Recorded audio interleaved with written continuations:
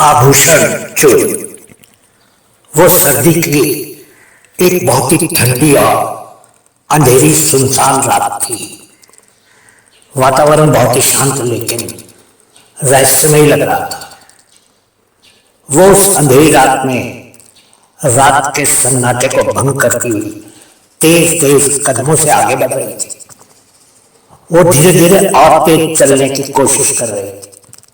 सिर्फ उसके जूतों की एड़ियों की आवाज आ रही थी। तभी अचानक वो कदम तेज तेज भागने लगे, लेकिन पीछा कर रहे कदम भी उसका पीछा करते हुए तेज तेज भागने लगे। आगे जा रहे कदम बचकर भागना चाहते थे, लेकिन पीछे आ रहे कदम तेज निकले और कुछ ही पलों में उसने उसको दबोच लिया। तभी पीछा कर रहे कदमों वाले की आवाज, अरे मेरी जान, कहां भागी चली जा रही हो? अरे मेरी बुलबुल, अब तो तुम मेरी बाहों में हो, अब कहां जाओगी?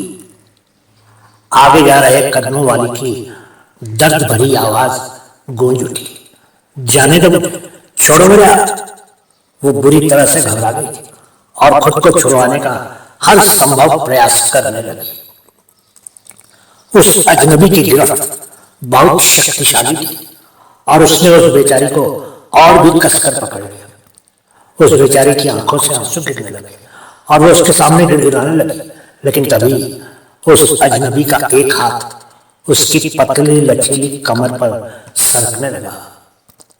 वो उसकी कमर को जगह जगह पर बुरी तरह से निचोड़ने लगा। वो फिर से गिड़गिड़ाई, प्लीज मुझे छोड़ो, भगवान के लिए मुझे जाने दो, मेरे पास कुछ भी नहीं, हम लड़कियों की इज्जत ही तो हमारा आभूषण होती है, प्लीज मुझे छोड़ दो, मुझे देरी हो रही है। तभी उस अजनबी ने मस्त आवाज में कहा, आज कैसा संयोग मिला है भगवान ने, तुम्हारी आबरू तुम्हारा आभूषण है और मैं आभूषणों को चुरा लेता हूँ।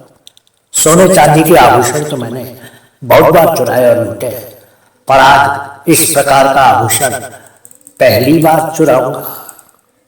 वो उसको बाहों में कसकर सड़क के किनारे झाड़ियों में ले गया। कुछ ही पलों में एक जोर की चीख गूंजी। उस सन्नाटे को कुछ पलों के लिए तो उस चीख ने खंडित किया, लेकिन फिर से सन्नाटा छा गया। उस अंधकार रात में वो चीख किसी भी इंसान के कानों तक नहीं पहुंची। रात की भयानकता और भी अधिक हो गई और कुछ ही पलों में चीखों की आवाज सिसकियों में बदल गई और फिर अगले ही पल वो आवाज मर गई। आभूषण चोरी हो गया था। हालांकि वो चोर की बाहों में थी, लेकिन वो नहीं जानती थी कि उसके आभूषण को चुराने वाला कौन था।